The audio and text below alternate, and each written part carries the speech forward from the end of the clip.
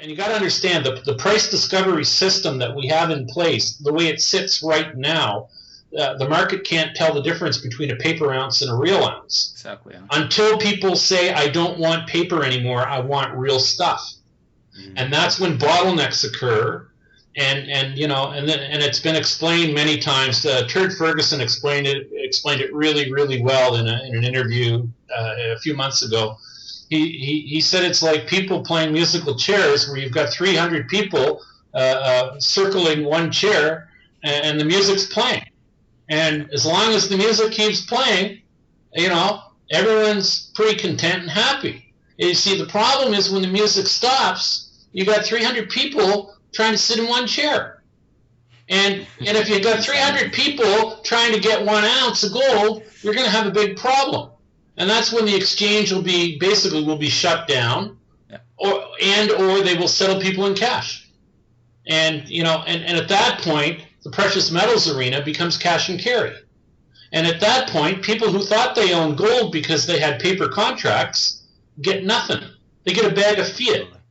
Yep. And in which case, that bag of fiat, in terms of purchasing power in precious metal, will be like having a bag of confetti.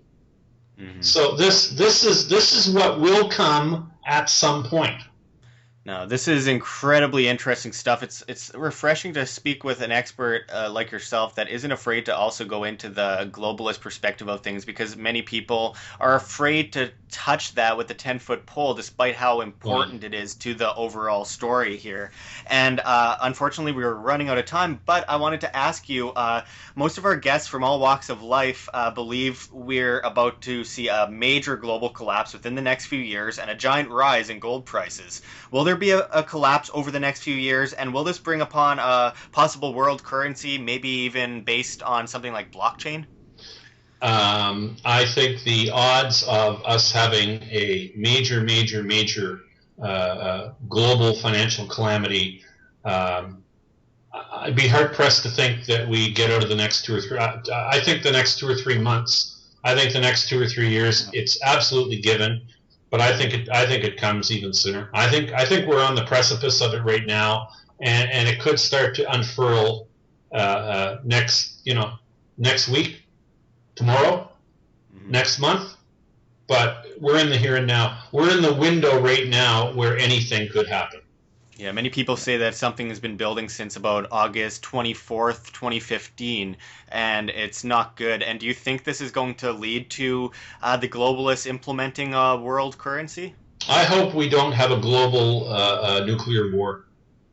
Yeah, absolutely. Because, historically, when money completely fails, bankers take the world to war. Yeah. When empires fail, they usually fail with their currency. Yes. And Yes. And they're going to be willing to do whatever it takes. Try to gain power back. Well, they create diversions, and then they blame it on the diversion. So if you've mismanaged your economy into the ground, and if you've been a poor steward of money, you have a big war, and then you blame everything on the war.